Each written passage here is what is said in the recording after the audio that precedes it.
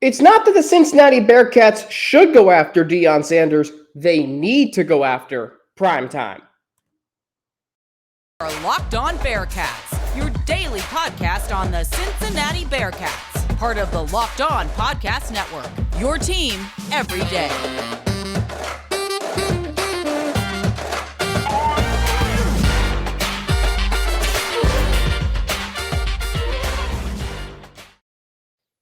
Happy month of December. Thank you for making Locked On Bearcats your first listen every day, free and available everywhere you get your podcasts. We are on YouTube as well, so subscribe to our YouTube channel. Almost up to 600 subscribers and counting. Follow us too to get an alert every time we drop a new episode. So let's make this a December to remember. The Cincinnati Bearcats need to go after Deion Sanders, right? You're making a big move to the Big 12. You're making a move to the Power 5. You can't just hire, you cannot just hire someone from the MAC. You know, I'm seeing a lot of candidates from the MAC being floated out there. I'm seeing Toledo. I'm seeing Bowling Green. I'm seeing Buffalo. I'm seeing a whole bunch of names being thrown out there. And I don't want any part of that. I have a lot of respect for those coaches. I think they've all done a great job. But I need, and I think we need someone bigger than that. You want to go after Jesse Minter, fine. You want to go after Brian Hartline, fine. Deion Sanders, though, whoo! If the Cincinnati Bearcats, a football program that was irrelevant 6 years ago, if they get Deion Sanders, think about what that says about the program. Where it is, how it's viewed, and how coveted the job is, and how great of a gig it really is. How can you not at least do everything you can to try and get Deion Sanders if you're John Cunningham? Reports out today, Barstool Cincinnati, saying that Deion Sanders, and that's just one of the sources who have said this, Deion Sanders is down between USF, Colorado, and Cincinnati. Now, of those three jobs, which job do you think is the best? Because I don't even think it's close. Colorado might get you more money because it's in the Pac-12, but the Pac-12 is disintegrating, right? Cincinnati, I should say Colorado might be viewed as the better job, but Cincinnati and what they are doing, and the fact that Deion Sanders has spent time in Cincinnati before, that is just an unbelievable opportunity. Can you imagine prime time on the sidelines? When was the last time Cincinnati had a head coach with that much personality, that big of a name, and that much bravado? Bob Huggins? In the modern day era of college athletics, Deion Sanders would be a home run for this university, right? Personality. He is a football icon. He is a sports icon, right? He is everything you want in a head coach. Now, is his personality too big? We'll find out. But don't go get a group of 5 coach that you don't know a lot about. Doesn't have Power 5 experience. This is not the time to settle for some up-and-coming group of 5 head coach or coordinator. But dadgummit, Deion doesn't have Power 5 experience. I understand that. But look at what he's done at Jackson State. Luke Fickell doesn't have Power 5 experience. Wisconsin hired him, and they're well established in the Power 5. Right? Deion Sanders will be able to put Cincinnati in the modern era of college athletics. Players would want to play for him. He's played in Cincinnati before. This is a big name. Do everything you can to try and land him. Imagine how the fan base would react. Because everyone knows who Deion Sanders is, right? Ask anyone if they know who the head coach of Toledo or if they know the name of the Bowling Green head coach around Cincinnati, you probably won't get a lot of people who do. Ask anyone who Deion Sanders is. They will tell you they know. Not just because he played in Cincinnati, but because he is an icon in both football and sports, right? Chad Brendel, Bearcat Journal, has his Hot Board 2.0.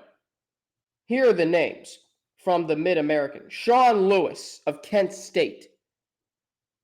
Jason Candle from Toledo. Joe Moorhead from Akron. Mo Linguist from Buffalo. Go ask around 30 people today on campus and ask if they know who those guys are. You'll probably not get a lot of people who do. Ask anyone who Deion Sanders is. Oh, they'll tell you. That's the point here. That's the point here. This is a major, major coaching hire. You could argue this week might be the most important week in the history of Bearcats athletics. Even bigger than last year's conference championship game. Even bigger than last year's draft. Even bigger than the college football playoff. Because you are now entering the Power 5. You are now entering the big boy table of college football. And you're going to go in with a MAC head coach who doesn't have Power 5 experience. I take Brian Hartline or Jesse Minter over any of those guys. No offense to any of those guys. They might be great head coaches. They might be. But you've heard from Russ Heltman on the show, the MAC. Ben Bryant came over from the MAC and struggled this year in the American. Now you're going to bring in a head coach from the MAC to the Big 12? Is that really the best thing you want to do? And I get Deion Sanders doesn't have head coaching experience at the FBS level. But Deion Sanders, all he might have to do is recruit and surround himself with a good staff, and this program could be in great hands. And I think that's why his inexperience at the Power 5 level might be a red flag, and that's fine. I believe, though, wholeheartedly, that Deion Sanders would be great for this university. And a lot of us might be getting caught up in the fact that he is Deion Sanders. But at the same time, this is a time to take a big swing here. And if we've seen anything from John Cunningham, it is that he is not afraid to go outside the box. He did that with Wes Miller. He can do it again here with Deion Sanders. And just think about how big of a hire this would be. If you hire Deion Sanders, the rebuild could be accelerated because you get recruits easily. Speaking of which, we're going to talk about how Luke Fickell's departure is going to impact recruiting and how Deion Sanders could maybe minimize damage in the recruiting pipelines. We'll get into all of that after I tell you how this episode of Locked On Bearcats is brought to you by BetOnline. BetOnline.net, BetOnline.net is your number one. That's weird. There we go. BetOnline.net is your number one source for sports betting info, stats, news, and analysis. Get the latest odds and trends for every professional and amateur league out there, from football to basketball to soccer and esports. We've got it all at BetOnline.net, including this week's conference championship games. And if you love sports podcasts, you can find those at BetOnline as well. We're always the fastest and easiest way to get your betting fix. Head to the website today or use your mobile device to learn more. BetOnline, where the game starts. Hey, thanks for making Locked On Bearcats Thank you for making Locked On Bearcats your first listen. For your next listen, check out the Locked On Sports Today podcast, the biggest stories of the day, plus instant reactions, big game recaps, and the take of the day. Available on the Odyssey app, YouTube, and wherever you get your podcasts. All right, so let's talk about recruiting here, because I think a lot of us are nervous about what it's going to do. We've already seen so many players, including JoJo Bermudez, Amari Snowden, JQ Hardaway, recruits and freshmen enter their names into the transfer portal. Malik Elzy is decommitted. So many other players have. But I think if you hire a guy like Deion Sanders, just think about what he's going to be able to do. The next head coach, his biggest priority, and Luke Fickell's legacy, this might be the most important part. The next head coach needs to keep the recruiting pipelines Luke Fickell has opened, right? Because Luke Fickell proved that you can win in Cincinnati by recruiting locally. When Luke Fickell took the job in 2016, no one knew a lot about Cincinnati football. It was not a school that came to mind. And Luke Fickell knew he was going to have to start locally first, and he did that. And what that proved was that Cincinnati and the state of Ohio is an absolute powerhouse in football recruiting. The Bearcats became a top 10 program by recruiting in-house. That is very, very hard to do, right? And because of that, the rest of the country now knows that's going to be able to attract other players. But how do you do that now that Luke Fickell is gone? The next head coach needs to have a wide range of recruiting like Deion Sanders. Think about this for a minute.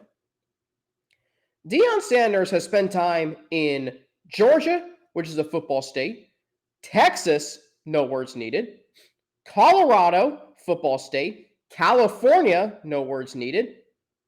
He has spent time in football states. He has a name in those states and a name across the country, right? So when we think about how recruiting is going to be impacted by this, get Deion in here. He'll be able to recruit anywhere, right? I think one area where the Bearcats need to target more is the Southwest, Texas, Louisiana, New Mexico. Just think about what Deion Sanders could do if Deion Sanders is able to recruit in those areas and get guys to come to Cincinnati as opposed to schools in Texas or Oklahoma, LSU, etc. This program is going to be off and running. Because I do think in the Big 12, they're going to have to target other areas. Because the Big 12 ranges from West Virginia to Utah. This is the Power 5 conference, right? And Deion, knowing, Ohio State is still going to get their fair share of recruits. At the end of the day, right? At the end of the day, if Deion Sanders is the next head coach of Cincinnati, I think he can overcome so much of recruiting and the impacts of it. Some might follow Fickell to Wisconsin. But the next head coach, whoever it is, Deion, Jesse Minter, Brian Hartline, they will be ready to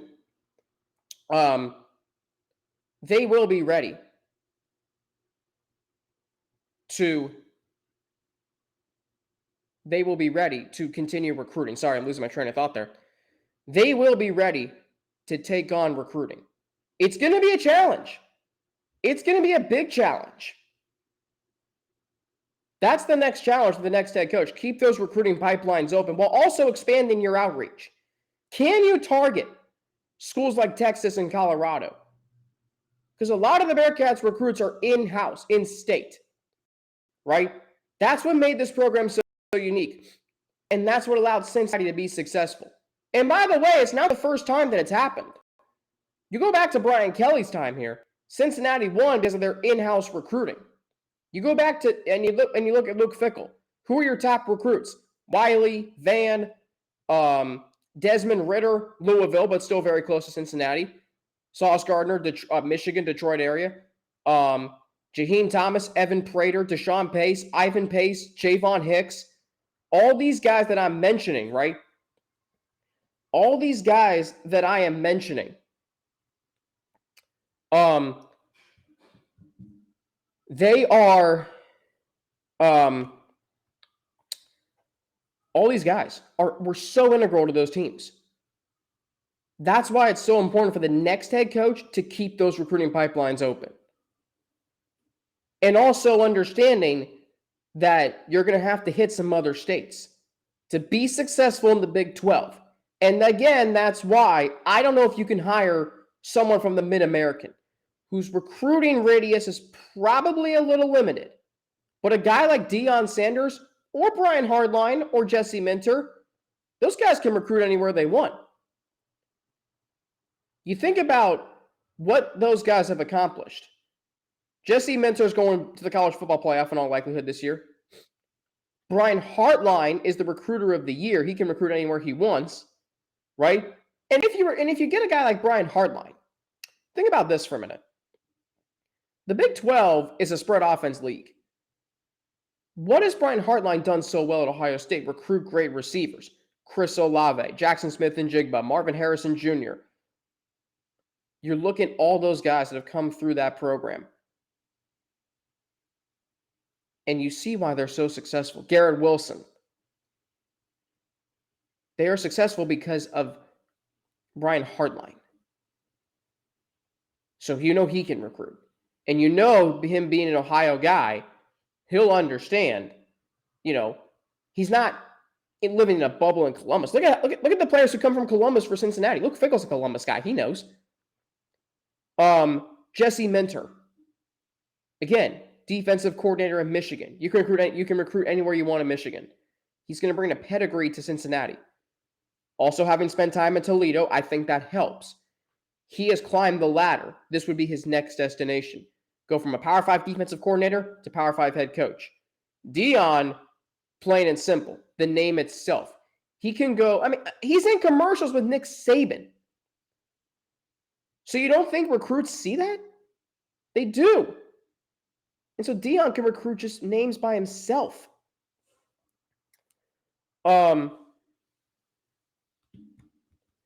So I think look, it's not just that the Bearcats need Deion Sanders or else it's the end, or else, they're not going to do anything. No, that's not true. Right? They need someone who can keep the recruiting pipelines open. The 3 names I mentioned are going to be able to do that.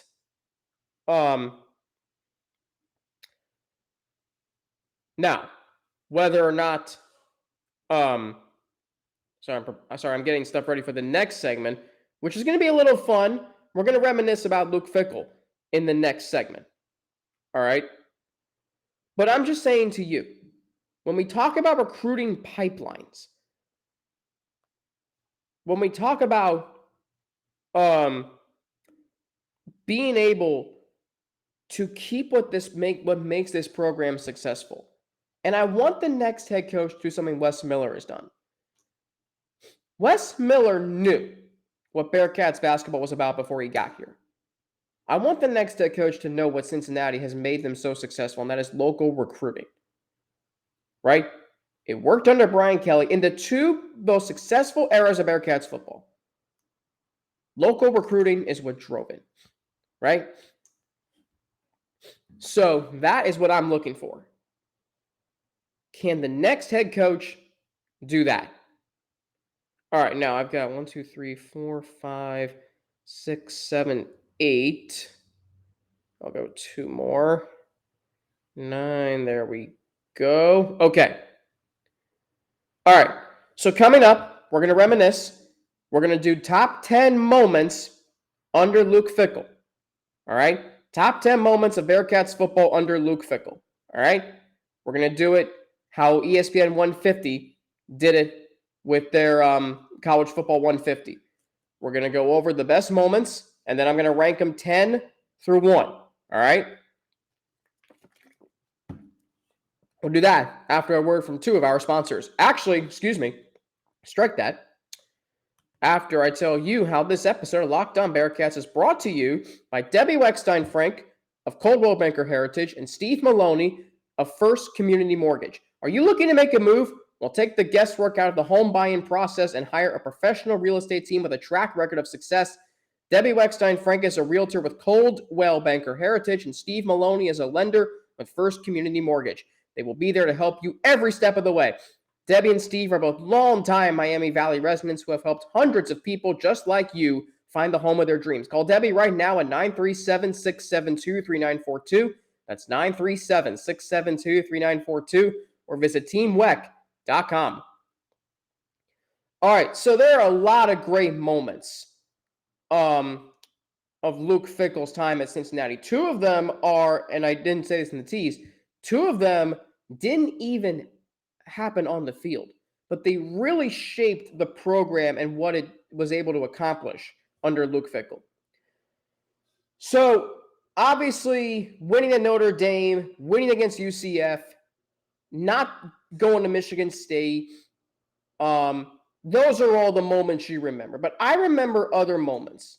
I remember UCLA. That felt different, right? That felt different. For Cincinnati to be able to go in there and win, it felt like what Luke Fickell was trying to do with this program was accelerated in that game. Because then you looked at the schedule and you said, they're going to go 6-0 potentially. And they did. The Bearcats program was back sooner than we thought. All right. The Military Bowl. I know it's just a simple Military Bowl win, but being able to finish the season with a bowl win after Desmond Ridder gets hurt and Perry Young was out the last few games of that season and they beat a tough Virginia Tech team. Bearcats hadn't won a bowl game since 2012 at that point.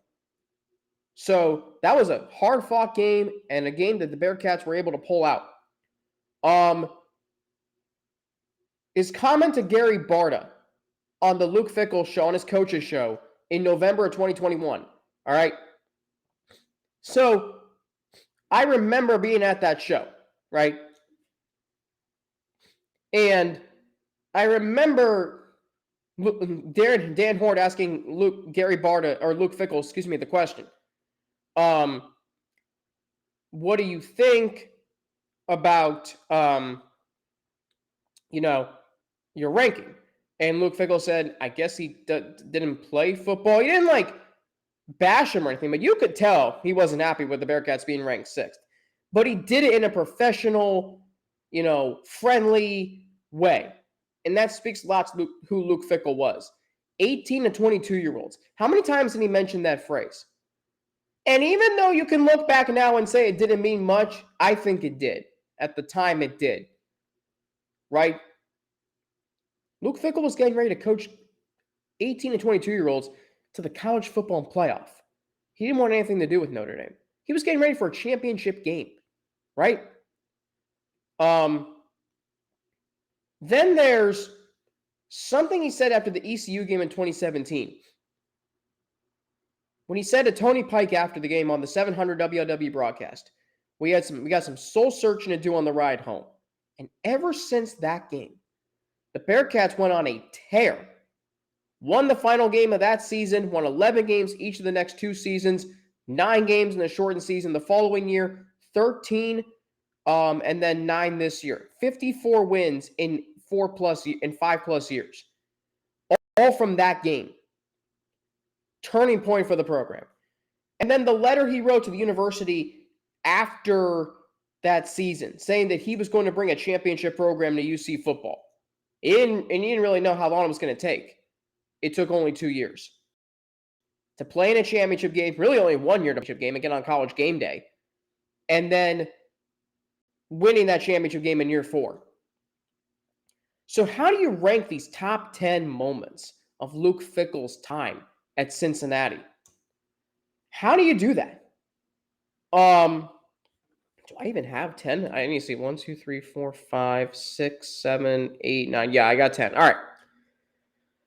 So let's start. I'm going to start with the letter he wrote to the university at number 10. Because I think that he didn't have to do that. One day after the season, you're 4-8. We're all focused on Bearcats basketball, who was number 11 at the time. He didn't have to do that.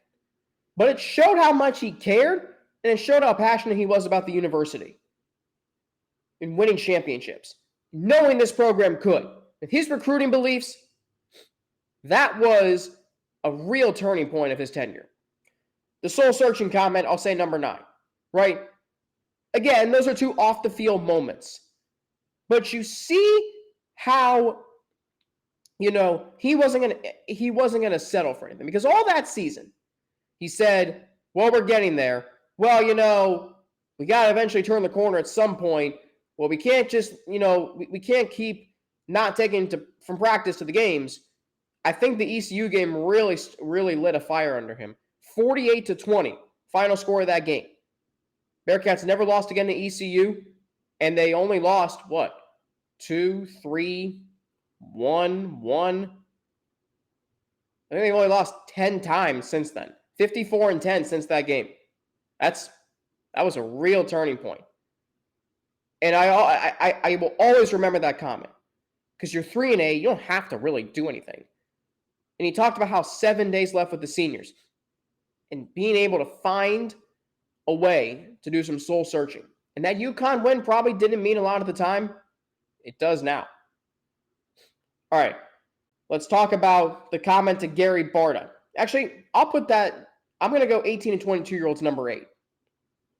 Because that shows his honesty, his transparency, and he is where his feet are. That was a great comment. I don't think we understand truly how great of a comment that was, right?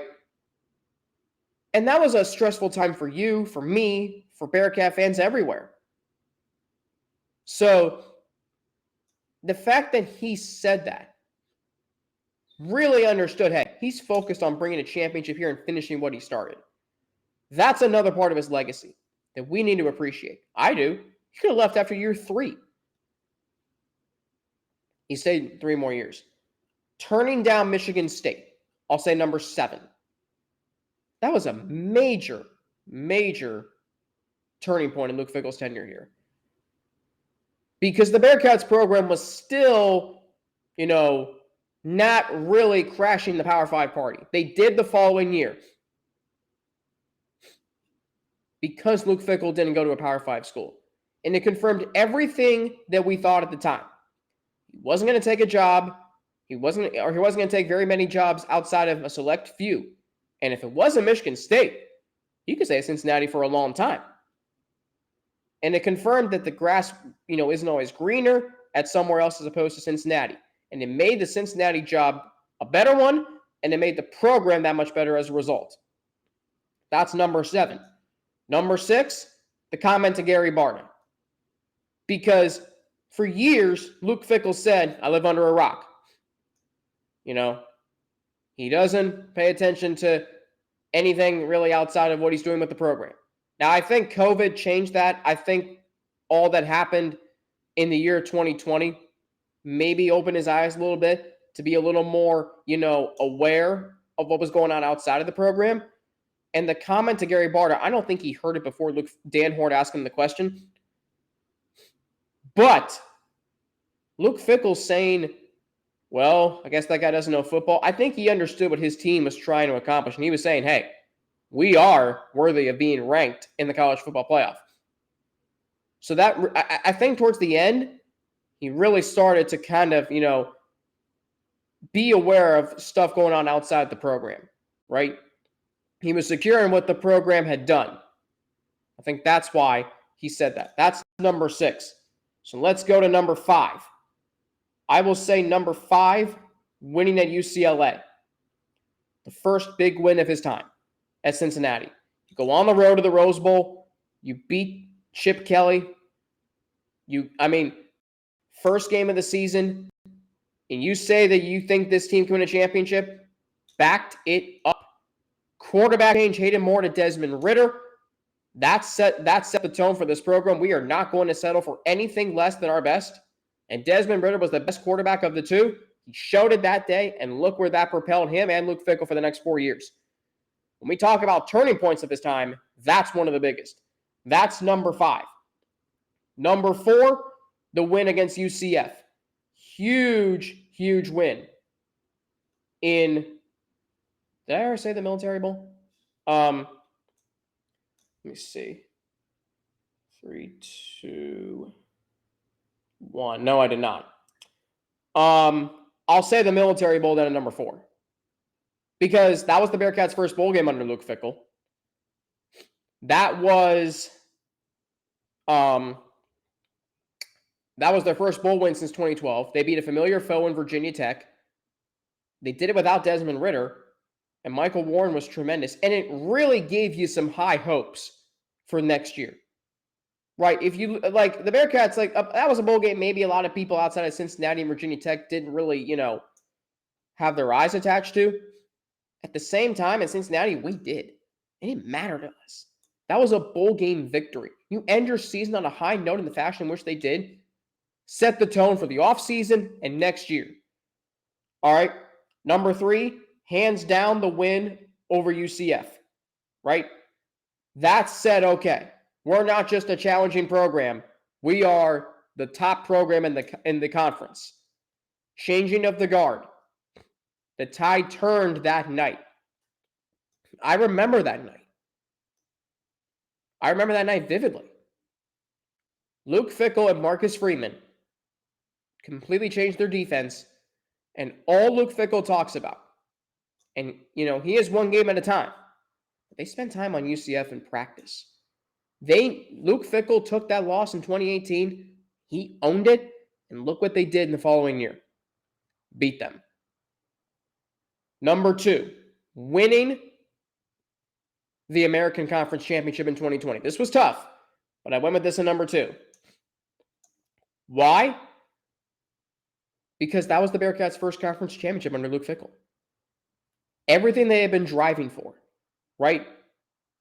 To win that tough game in the rain, navigating the COVID season of 2020, just being the best team and taking teams' best shots, sticking with Desmond Ritter, keeping Marcus Freeman and Mike Denbrock on staff, just being a relentlessly great team that year. And just a season of sacrifice, as Luke Fickell called it. Got the Bearcats to a New Year's Six Bowl, got them back, in 2009, where they were. And then, of course, the following year, winning at Notre Dame. There are those who will say Luke Fickell didn't win big games. I'm not going to deny that, because he struggled in them, but this game he didn't. He had his team ready to go into South Bend and to win that game. For the Bearcats to go into South Bend and win. And not only that, but the amount of Bearcat fans in the stands that day, I will never forget that sight. That is an incredible memory for me. For that team and that program to go into one of the holy grails of college football and beat them soundly, and you saw how many Bearcat fans were there and the support that they now have for the program, it all is because of Luke Fickell. Biggest win in program history. The Bearcats in that game announced that they could achieve what had been so long perceived as, impossible. That was incredible to see, right? Vanquishing 12 years for some with Brian Kelly, and Luke Fickell put his stamp on the program that day. Everything they had done paid off in that one game against a top 10 team. The fact that they were higher ranked and favored in that game speaks to how far the program had come. That was the culmination of so many things the program had done. How Luke Fickell had grown as a coach, how Luke Fickell just punched above the weight class of Group of 5, scheduling that game. That was incredible to see.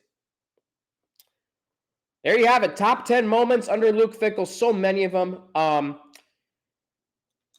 had others too, but those are my top 10. Coming up tomorrow, John Garcia Jr., Director of Football Recruiting for Sports Illustrated, on the impact of recruiting with Luke Fickell departing from Wisconsin. We will get to that. Thank you for making Locked On Bearcats your first listen every day. For your second listen today, check out the Locked On Sports Today podcast. I'm not sure why I don't have access to that. From the games that matter the most to the biggest stories in sports, go beyond the scoreboard and behind the scenes with local experts and insights only Locked On can provide. Locked On Sports Today, available on this app, YouTube, and wherever you get your podcasts. You can follow me on Twitter at Frankie_Netty with 2 N's, N-N-A-T-I. You can follow me on Instagram, AlexFrank9_, or email me at alex3frank@gmail.com. For Locked On Bearcats, I'm Alex Frank. Have a great rest of your day. Back tomorrow with John Garcia Jr. And until then, stay safe, stay healthy, so you can keep making Locked On Bearcats your first listen of every day. Part of the Locked On Podcast Network, your team every day. I'm Alex Frank for Locked On Bearcats, and I will talk to you all tomorrow.